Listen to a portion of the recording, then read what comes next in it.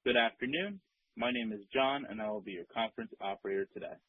At this time, I would like to welcome everyone to Live Nation's full year and fourth quarter 2025 earnings call.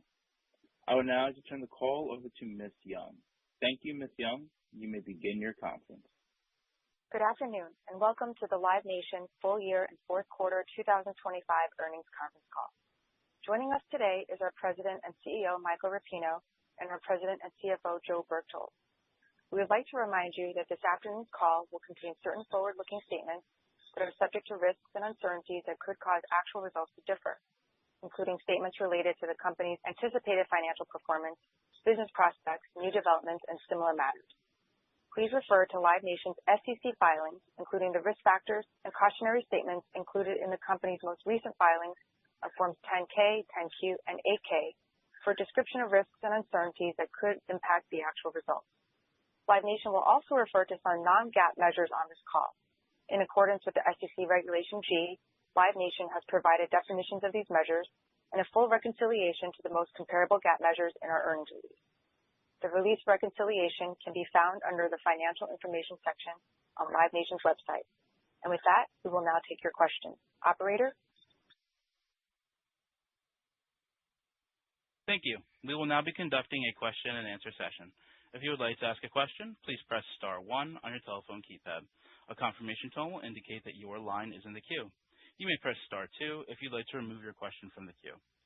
For participants using speaker equipment, it may be necessary to pick up your handset before pressing the star keys. One moment, please, while we poll for questions.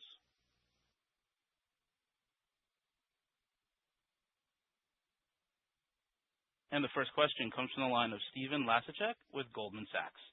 Please proceed with your question. Hey, guys. Thanks for taking the questions. Maybe to kick it off on the outlook for Joe, I wanted to see if you'd be willing to talk a little bit more about the building blocks to the outlook for double-digit AOI growth in 2026. Just curious if you could talk a little bit more about the puts and takes investors should be keeping in mind as they think through segment contribution this year. And ultimately, just at a high level, what's giving you confidence as you sit here today looking at the business ahead for the next 12 months or so to guide for double-digit growth despite some of the headwinds I think we're seeing Ticketmaster and then some of the pre-opening expense at Venue Nation on the back of some investment there, just the confidence in the double-digit guide despite some of those factors. Thank you. Sure. Happy to give you that guidance. So let's just take it by division. So sponsorship, straightforward, expect it to continue to be up double digits AOI this year. We're over 70% booked and running double digits ahead. So I think we've got a pretty good visibility into the pipeline there to give us that confidence. On ticketing, I'd say we're not expecting a lot out of it this year. We've got some underlying mid-single-digit growth. We've got some one-time headwinds on secondary, and we'll let somebody else ask the question on that. We go into more detail on it. But so we're not expecting a lot there, even with some underlying health and improvement on the fundamentals. And then it really comes down to concerts, getting some double-digit solid growth out of that, which as we look to our supply-demand dynamics, we lay a lot of them out in the earnings release on the demand side, where we continue to see extremely robust demand on all aspects of the business globally. On the supply side, we gave you that the large venues were up. Amps are up versus 24 and 25. We got about 80% of our shows booked. So we're optimistic that we can maintain staying ahead of 24 and 25. Arenas are up double digits in terms of our show count right now, which is largely U.S. driven. Last year it was really international driven. This year you got more U.S. driven. And then stadiums are up double digits. We've managed, because of the forward planning, to get the U.S. to be up a bit. But it's really driven by international being well up on stadiums, even after banner growth last year. UK and Europe in particular really seeing strong growth in our stadium business. That's helpful. And then maybe just as a follow-up, Michael, if you could put a finer point on the outlook for supply in 2026. St. Joe mentioned up a double digits across a number of different verticals there, but just as you think about the quality of that supply, maybe some of the early demand indicators you're seeing across the footprint, whether that's stadiums, amps, or arenas, domestic versus internationally, any trends or ways to compare what you're seeing play out today looking ahead for 2026, how that might have compared to where you were 12 months ago looking ahead to 25? Yeah, I think we're continuing on our theme we've seen for multiple years now. It's a global business, and continuing markets are growing. So that'll be an ongoing theme for many years to come. New markets, extended markets around the world doing more shows, more demand from the consumer from all corners of the globe. Number two, you see it on all venue segments, from my club business to stadium. It's all doing more business, more tickets, more shows. So the pie is growing on the complete supply side to fill the pipe, and multiple pipes, as I said, from top to bottom. So we don't see any new trend that we haven't kind of stated for the last few years, that we think this is a continual growth industry on a global basis, high single digits on an industry wide, and hopefully we'll continue to beat that, because we do believe that both the supply of the artists, more bands on the road, and more fans want to see those artists. Those two will continue to drive all segments, all geographies over time. Thank you. The next question comes from the line of Brandon Ross with LightShed Partners. Please proceed with your question. Hey, thanks for taking the questions. Maybe switching gears to the DOJ. Yesterday, the judge partially granted your motion on the summary judgment, dismissing claims that you're a monopoly in promotion and booking. I guess you're still going to proceed to trial on venue-facing ticketing and amps time, but can you tell us your opinion on what the dismissal means for a potential breakup of the company and other structural or behavioral remedies? Thanks, Brandon. Yeah, I mean, we were obviously very pleasantly surprised. We never expected to get much of anything on that ruling, but pleasantly surprised that they're seeing the facts laid out on the table. As you said, the first thing that they determined was that the promotion and booking services are not a monopoly. It's not an accurate market definition, which in our minds really takes away the breakup of the company argument, because the breakup of the company argument was founded on some notion of mutually reinforcing monopolies. And they just found that the promotion and booking side isn't. So we think that that is a critical element, takes away that edge risk that some folks had had. And then the other key thing that they decided was that the national consumer monopoly market was also dismissed. And so what that means on a practical basis is they need to demonstrate that Ticketmaster's so-called monopoly harms the venues, not that they can just say it harms fans, which would be a more emotional topic. So we think that also makes the case somewhat more difficult for them. So we're very pleased with yesterday. Okay, and switching agencies to the FTC, it's been several months since the FTC hoopla started, and you took a bunch of steps aimed at bad secondary market behavior.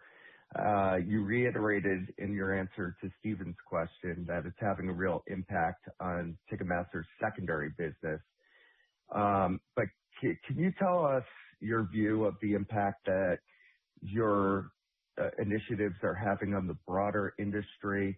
And then maybe in the wake of the Senate hearing and the secondary price cap legislation that we're seeing, how you see the future of the secondary industry playing out in general? Sure, I'll take the first part and let Michael take the back part. In terms of what we're doing, I would put it in two buckets what we're doing. One is as it relates to allowing brokers to sell tickets on our platform, we took some immediate action shortly after the FTC lawsuit that dramatically restricts the brokers who have tickets from selling them on our platform, limiting them to one broker account per tax ID and the number of tickets being sold needing to stay within the limits. So the impact of that has been to substantially reduce, roughly cut in half the number of tickets that are being listed by brokers for concerts on our platform. Now, we think a lot of those are still being sold on the other platforms at this point, pending them taking similar steps. But we're also taking additional steps to stop the scalpers from getting the tickets in the first place. So we have ramped up our efforts, starting with account creation and using identity verification more in account creation. We are increasing the use of various tools, including identity verification for artist sign-up and for queues, to try to give real fans a better chance than the brokers in terms of buying the tickets. We're increasing our use of face value exchange. All of these tools we think have been effective in helping shrink the overall industry and keeping the artists with more control over the tickets and their relationship with their fans.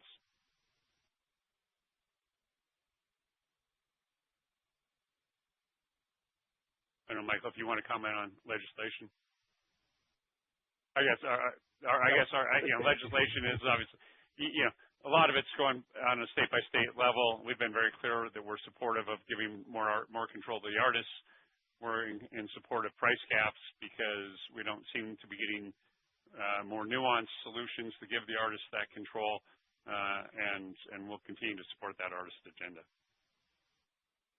And just to jump in on Joe, on where the Canadians say where the puck is going, we've been saying this for a few years. There's a momentum in the air around secondary in general, from the consumer side and then from the artist.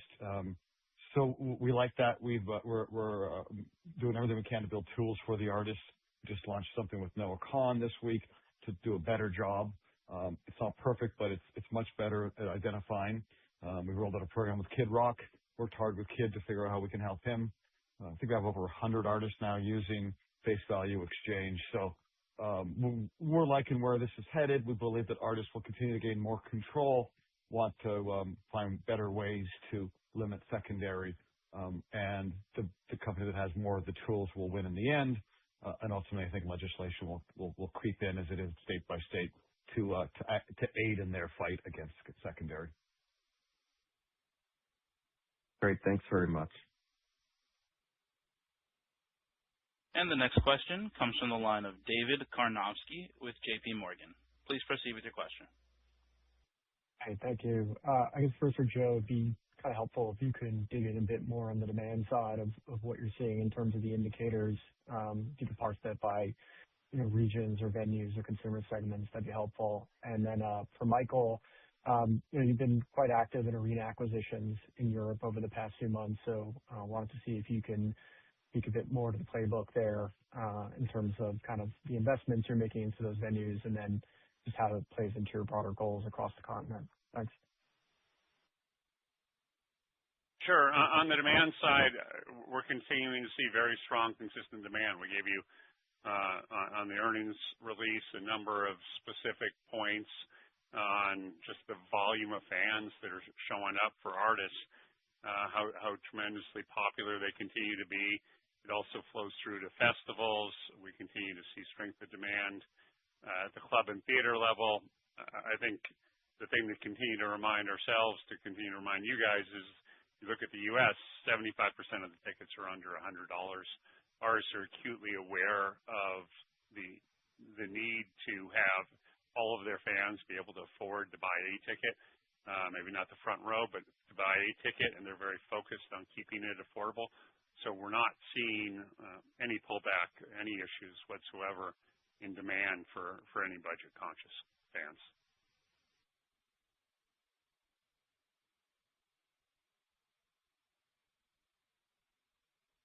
Thank you. And the next question comes from... Sorry, Michael, you were on mute. Sorry, I was just jumping in on answering your Venue Nation question. You've seen some announcements. We're thrilled with the progress we're making. We outlined in our Investor Day. We have a large pipe around the world in arenas, some amphitheaters, 5,000 seats, key markets around the world where we can add on into our portfolio. So we're thrilled that division is growing on a global basis, hitting all of our benchmarks. the returns we're looking for, and much more to come. Thanks. Thank you. And the next question comes from the line of Cameron Manson-Perrone with Morgan Stanley. Please proceed with your question. Thanks. Two, if I could. On ticketing GTV growth, I know there was some lighter sports and third-party activity in the first half of the year, but curious how that subcategory grew in the second half of the year and just any kind of forward indications of how those kind of two areas of the ticketing business are pacing looking ahead to 26. And then separately, Spotify the other week, reported facilitating about $1 billion, and I think it was over $1 billion in ticket purchase activity through the platform. I'm curious your thoughts on, do you think that integration is growing the industry overall, or is it just shifting the point of discovery? Any kind of feedback on how you view that integration and its success would be helpful. Thanks. Yeah, just on Ticketmaster in terms of the GTV. So we ended the year with GTV growing about 6%, which was driven by concerts, really fully 9% increase in concerts with a 1% decline in sports and other third parties. So as we look to this year, we expect to see that probably accelerate a bit. I think we'll see some comeback on the other pieces over the course of the year. You need to see it play out, but we feel good about the runway that Ticketmaster's on an operational basis. We didn't think the majority of it will come from concerts, but it won't be overwhelming as it was this year.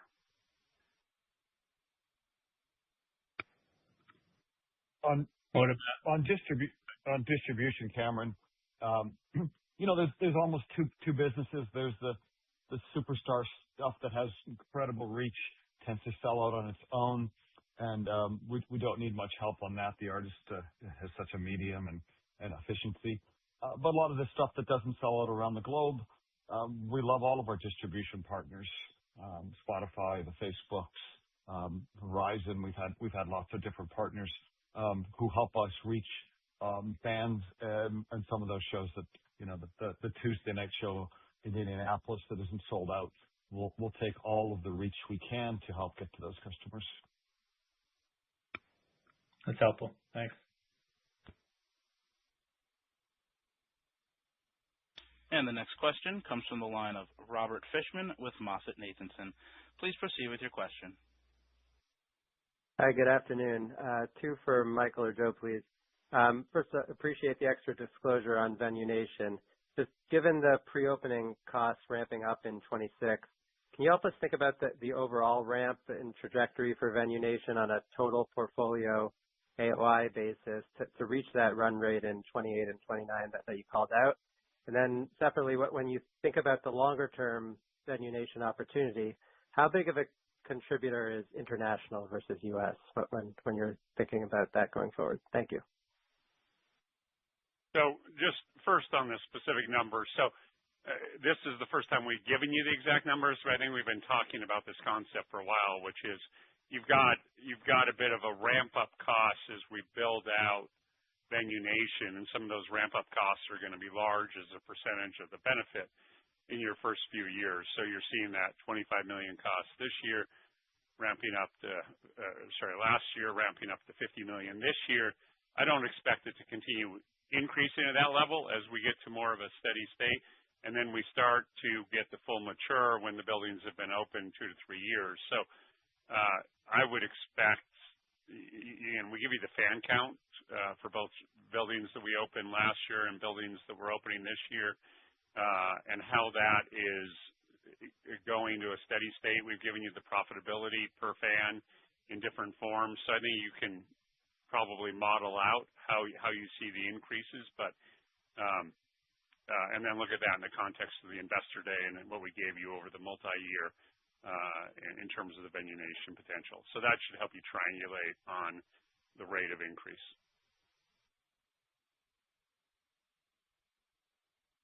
And just when you think about international versus U.S.?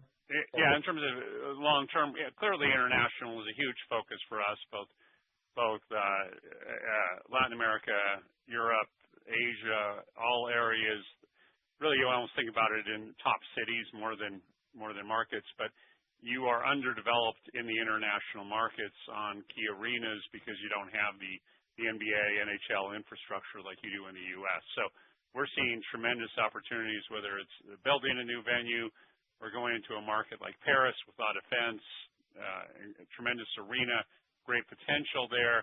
Didn't have the full rigging to hang a modern arena show, modern arena production. So after that acquisition closes, we'll do some renovations. We expect it'll help expand the marketplace, be able to draw a lot more shows to that market, help us grow the overall business. Great. Thank you. And the next question comes from the line of Kutgun Maral with Evercore ISI. Please proceed with your question.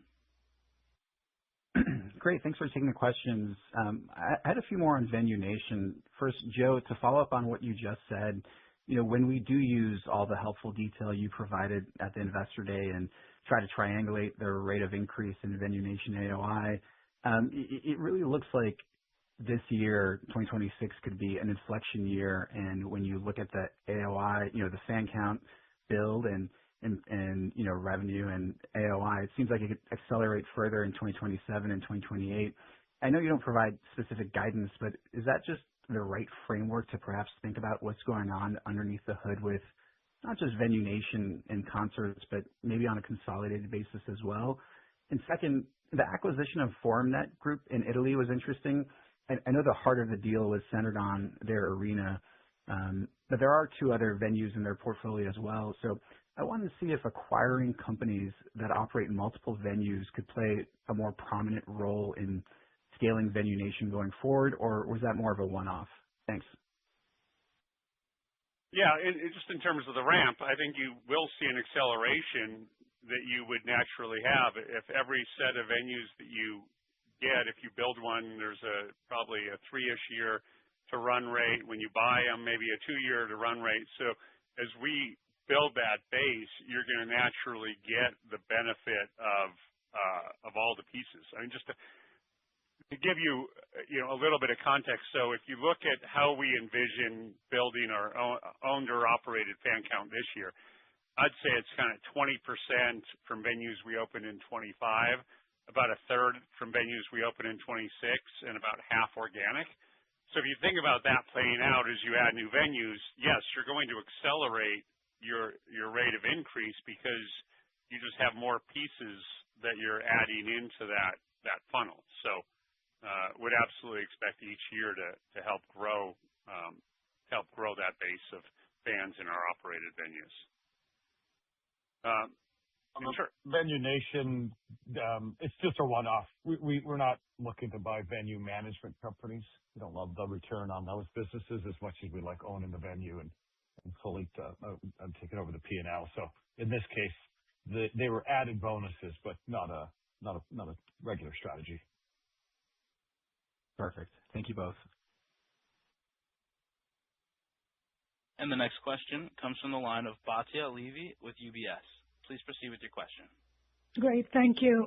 Just a follow-up on the demand side. Can you provide a bit more color on the recent on-sale activity and sell-through rates, how they stack up against last year into the summer pipeline, and maybe a bit more color on consumers' willingness to pay up against higher ticket prices for the World Cup that we're seeing now? Thank you.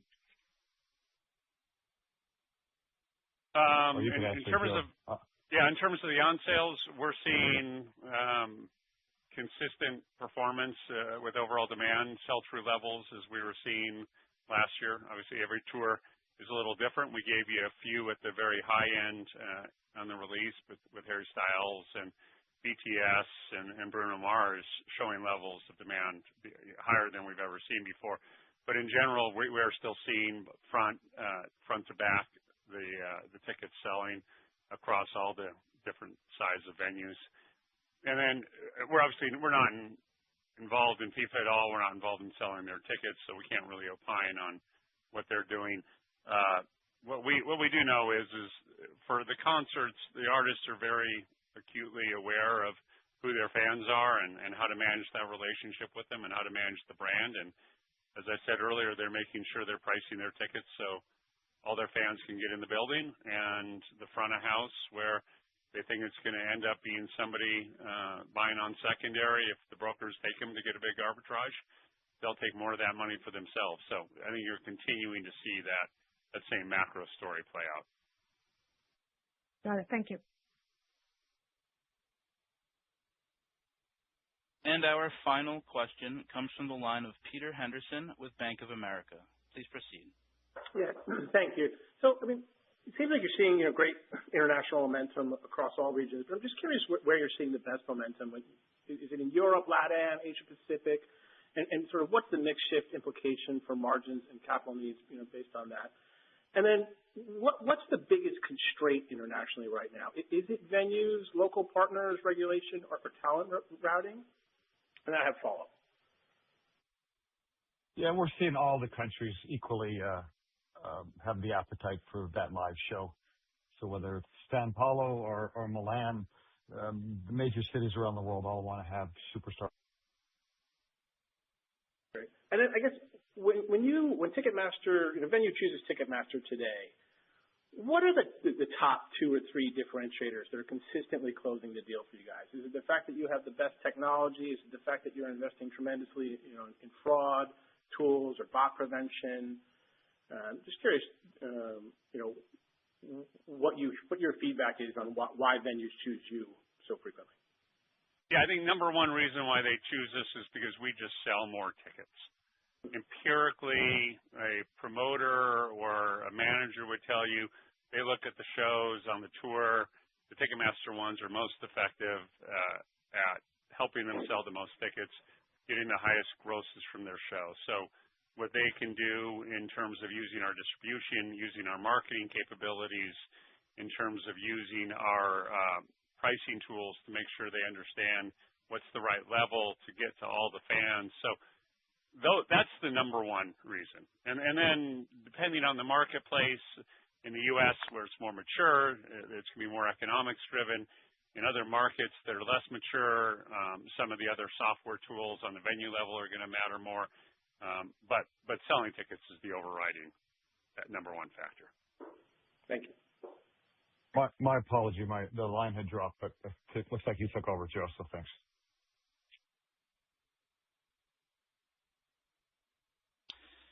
Thank you, ladies and gentlemen. That does conclude the question and answer session, and that also concludes today's teleconference. We thank you for your participation. You may disconnect your lines at this time.